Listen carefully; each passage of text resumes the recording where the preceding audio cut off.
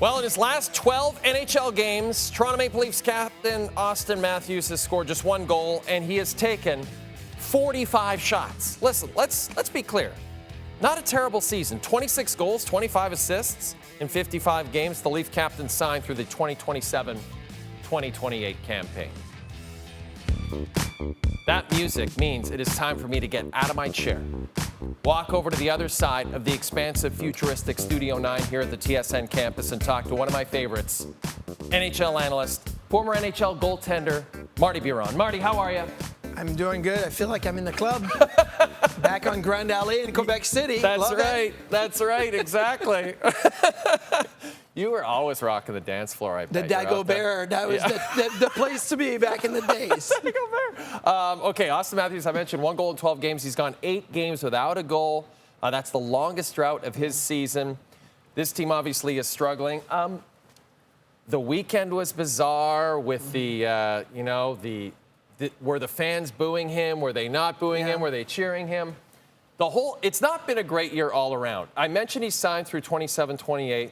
But long term, knowing that this team is about to clearly head into some sort of rebuild or retool, do you see this as a long-term relationship beyond the end of his contract? I don't see it as a long-term relationship. And look, I'm not trying to push Auston Matthews out of town. He's a great player and a superstar in the NHL.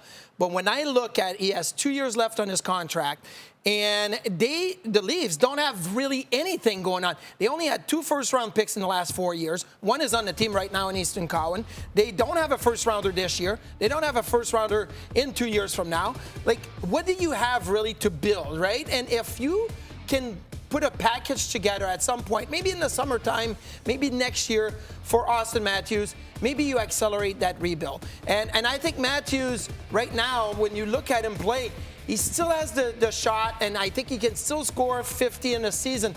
But with the Leafs, it's becoming more and more apparent that it's going the wrong direction. They've taken steps backwards the last few years. So you have an opportunity here to say, how can we move forward? And with Matthews, it may take you 5 years anyway. But in 2 years, he'll be a UFA. So what do you put yourself in? And you did that with Marner. He walked basically without getting much in return. You can't have that happen with Auston Matthews. So if you're the Leafs, I get it, he's your captain, but maybe the best thing to do is start the process, make phone calls, explore it, and see what happens this summer. It's hard to believe. Like a year ago, if I'd asked you this question, you'd say I was crazy. Yep. And now this seems like maybe the most prudent course of action for this franchise. We know the deadline's set for Friday. Marty's going to be a huge part of Trade Center. The Leafs are obviously going to be sellers. We've got 5 Leafs on the trade bait board. Do you want to see them all gone? Like, do you want to see a full cleaning of the house here on Friday by 3 p.m. Eastern? I think you've got to clear any potential trade targets that you can and get whatever you can for them. I mean, it could be Oliver and Ekman-Larsson. He does have more terms on his deal. It could be Brendan Carlo. He does have more term on his deal. But maybe it's just Bobby McMahon. And the thing with the Leafs is that if you've had a good season, usually your reward is you play up in the lineup, you get a contract. Now it's, if you had a good season, we'll trade you because we have to be able to get something and move forward. So I think this Toronto Maple Leafs team is going to look so much more different in a week from now. And I think it's for good. Look, there's so many teams between them and a playoff spot. It's getting tighter. I don't see the Leafs as a playoff team right now, not the way they're playing. They had 2 shots on goal before that power play late in the third period against the Flyers. 2 shots on goal in the third period before you got on the power play and you tied it up. I mean, that's not the type of team that's showing me they want to push forward. Get rid of all these players, get some assets. Maybe you can revisit everything, including Matthews in the offseason, but it just doesn't look good for what is going to happen this year. You got to be able to get something else. All right, even Leaf fans are tired of talking about this team, so let's move on. Okay. Let's move on to the Edmonton Oilers, who acquired Connor Murphy for a second-round pick. First of all, Monday, your thoughts on that deal? Well, I think it's a low-risk situation. I mean, he's done at the end of the season. The Blackhawks are retaining half the salary, so you're not handcuffing yourself if you want to do something else.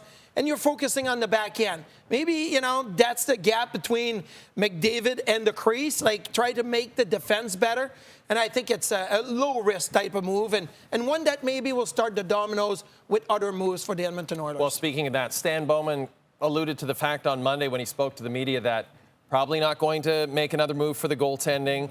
Ryan Rishaug, our bureau chief in Edmonton, agreed with that, didn't think a move was going to happen. So it's going to be Jari and Ingram or, potentially Calvin Pickard. Calvin Pickard brought back up. I mean, are you comfortable with that for the Oilers in a pretty weak Pacific Division right now? I'm not comfortable with it unless the Oilers change the way they play. Like Tristan Jarry with the Pittsburgh Penguins had a great start to the season. But the Pittsburgh Penguins are one of the top 10 teams when you look at their defensive metrics. They play well. That's why Stuart Skinner has had some success with Pittsburgh since he's been there. And now Tristan Jarry gets to Edmonton. He's like, whoa, this is totally different. I'm getting chances left and right. Connor Ingram is like, I'm losing my stick and I can't even, we're turning the puck over now. This was comical for me to watch, but for a goaltender and for a team, it's not been the defensive effort that you need in front of your goalie. So I'm not comfortable with what they have in the crease right now unless they support them. Right. Unless Chris Knobloch and the coaching staff say, let's lock it down defensively. And I think if that was to happen, it would have happened already. Right. So I think this is pretty much rolling the dice again, going into the playoffs with the same issues and maybe even worse that you had the last couple of years. You are part of the Buffalo Sabres broadcast. You do a terrific job on that, and it's obviously been a lot more fun for you to work this year than previous years, right? Like it was a rough couple of years. Now it's looking great, and Jarmo Kekalainen is facing an interesting situation. As is Kent Hughes, as is Steve Yzerman. The Habs, the Red Wings, the Sabres. They're all knocking on the door. Do you expect those three teams, and I kind of focus on those three teams specifically, to make a big splash by Friday, Marty? I don't. And look, if you're the Montreal Canadiens, maybe you're focusing on second-line center. They got Slavkovsky, Demidov, and Oliver Kapanen. Maybe that line needs a little reinforcement. Maybe in the crease, but I don't think there's really anything that you can do to make that. Detroit is really good, and I think they're good the way they are. You maybe add a little depth, and Buffalo is the same thing.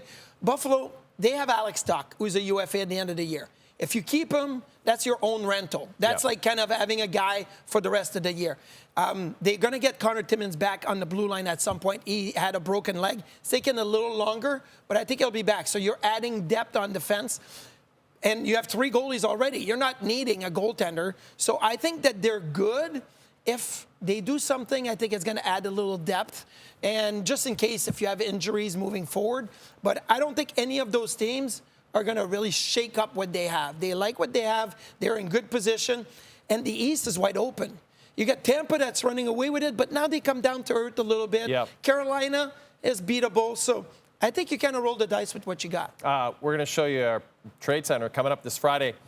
Marty, you're going to be a big part of it.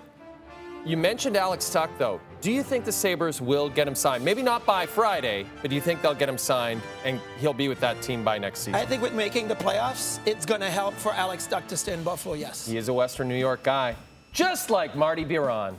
Trade Center this Friday, brought to you by Harvey's on TSN.